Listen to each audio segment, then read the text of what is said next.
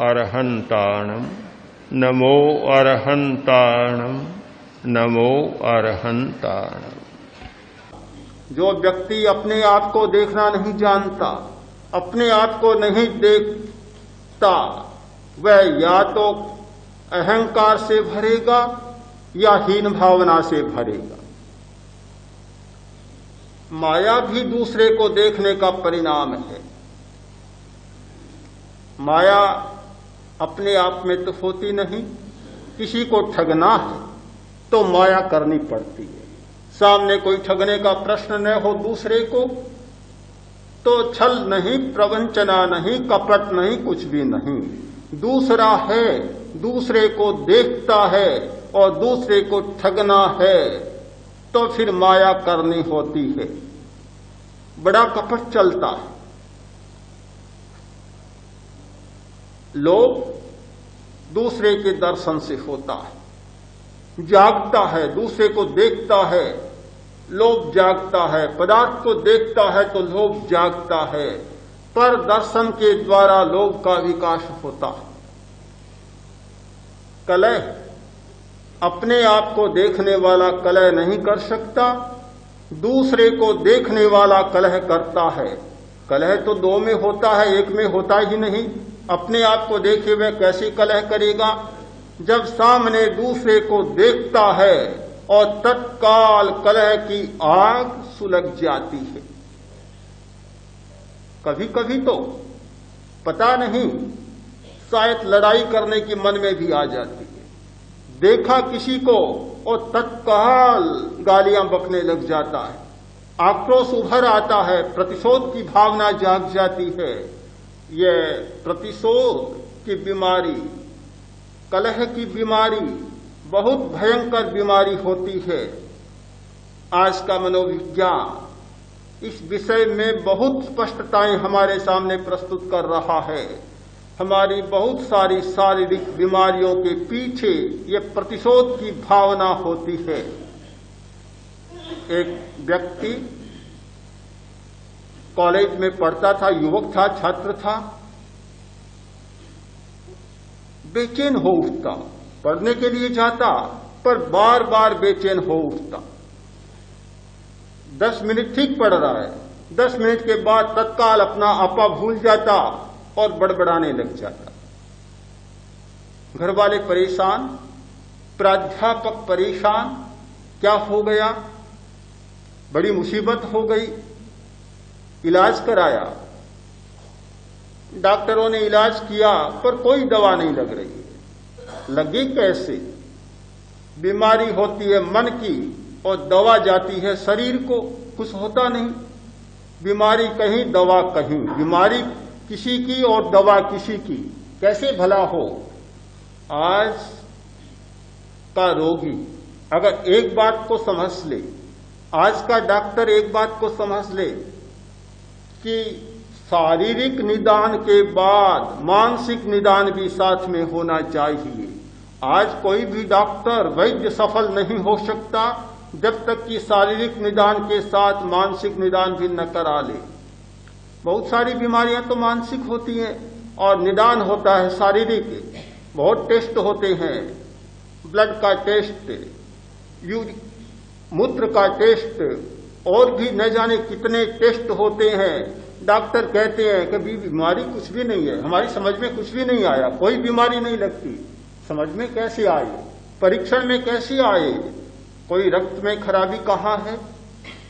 Liver में कोई खराबी नहीं। खराबी जहां है वहां ये यंत्र नहीं पहुंच पाते, डॉक्टर नहीं पहुंच पाते। यदि मानसिक निदान कराया जाए तो पता चलेगा कि बीमारी कहां है। आखिर परामर्श मिला, मानसिक चिकित्सक से निदान कराया, होते होते बात का पता चला, रहस्य का उद्घाटन हुआ कि उसके दादा को किसी ने बहुत तिरस्कृत किया था, उसका अपमान किया था। वह देख रहा था, सहन नहीं हो सका, खून खोल उठा। उसके मन में एक गहरी ग्रंथि बन गई कि जब तक उस व्यक्ति से बदला न ले लूं तब तक मेरा नाम भी नहीं। एक गहरी ग्रंथि बन गई। बस वह ग्रंथि काम करने लगी। जब भी थोड़ा सा अवकाश होता, बैठा बैठा होता, 10-20 मिनट बाद वह घटना याद आती और तत्काल आपा भूल जाता और उस ग्रंथि के प्रभाव में चला जाता, बड़बड़ाने लगता और एक बीमार जैसा व्यवहार करने लग जाता। मानसिक चिकित्सक ने कहा, कोई दवा कारगर नहीं होगी जब तक ये प्रतिशोध की ग्रंथि तुम्हारी खुल न जाए। इस भावना को तुम मन से न निकाल लो तब तक कोई दवा लगने वाली नहीं है। न जाने कितनी बीमारियां हमारी मानसिक दुर्बलताओं के कारण पनप रही है, बड़ा असर होता है। अभी शिविर में एक भाई आया हुआ है, मैंने पूछा तुम अस्वस्थ कैसी हो गए, बीमार कैसी हो गई, क्या कारण बना? कई बार शिविर में रह चुके, तुम्हारा खाना पीना भी व्यवस्थित चलता है, ध्यान भी चलता है, फिर ये अकस्मात कैसे हुआ? उसने कहा, अपनी कहानी सुनाई। एक पारिवारिक बहुत रुग्ण हो गया, बड़ा अच्छा था, बीमार पड़ गया, भारी बीमार पड़ा।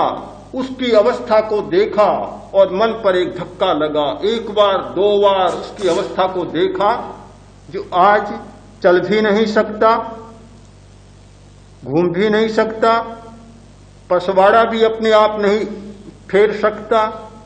ऐसी अवस्था को देखा तो मन पर एक धक्का लगा और उसका इतना भयंकर परिणाम हो गए। यह मन की बीमारियां, मन की कठिनाइयां सारी पैदा होती है अपने आप को न देखने के द्वारा। आत्मा के द्वारा आत्मा को देखो, बहुत छोटा सा सूत्र लगता है, किंतु यह इतनी बड़ी एक दवा है, इतनी बड़ी चिकित्सा है और इतना बड़ा रहस्य भरा सूत्र है। अगर यह एक समझ में आ जाए तो ध्यान समझ में आ गया, ज्ञान समझ में आ गया, सारी विद्याएं समझ में आ गई और सारी चिकित्सा की पद्धतियां और मेथड हमारे हाथ लग गए। अभ्याख्या, दूसरों पर आरोप लगाना, बहुत हल्की सी बात लगती है, किंतु यह बहुत भयंकर बात है। किसी पर आरोप लगाता है, आरोप लगाने वाला दूसरे पर शायद नहीं लगाता, स्वयं पहले आरोपित हो जाता और जाने अनजाने मन उस बात को इतना पकड़ता है कि एक अपराधी की तरह भीतर में काम करना शुरू कर देता है। हमें पता ही नहीं चलता, कैंसर का पता नहीं चलता, शल्य का पता नहीं चलता, किंतु भीतर ही भीतर इस प्रकार की विकृति पैदा करता है। एक दिन जब विस्फोट होता है तो लगता है कि कितना भयंकर परिणाम हो गया। भगवान महावीर ने अध्यात्म का सबसे पहला सूत्र दिया, निश्शल्य। शल्य को समाप्त करो।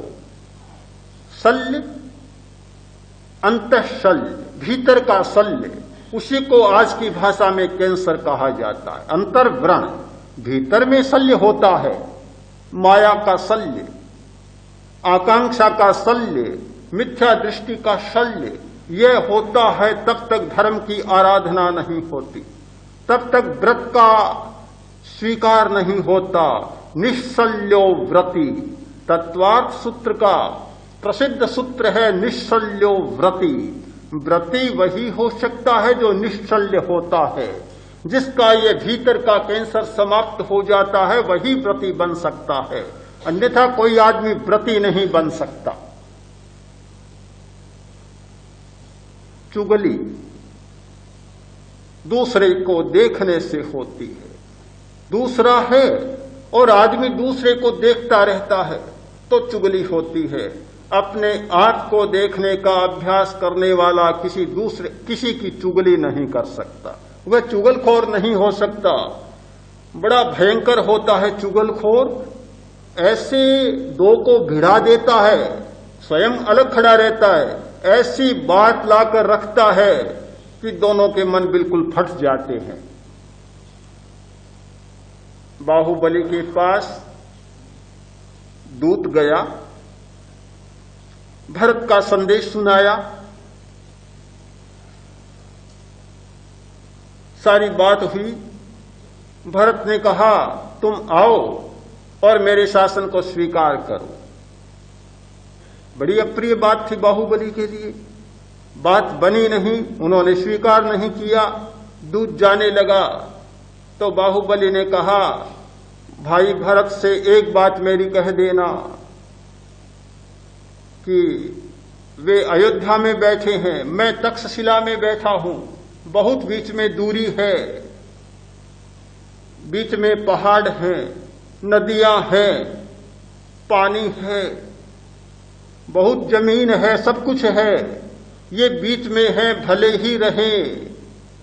भवता तटिनी स्वरोंतरा, चाहे समुद्र बीच में आ जाए, पहाड़ बीच में आ जाए, कुछ भी बीच में आ जाए, कोई कठिनाई नहीं है, किंतु एक चुगलखोर अपने दोनों के बीच में न आए, इस बात का सदा ध्यान रखना, नहीं तो यह काम बढ़ जाए।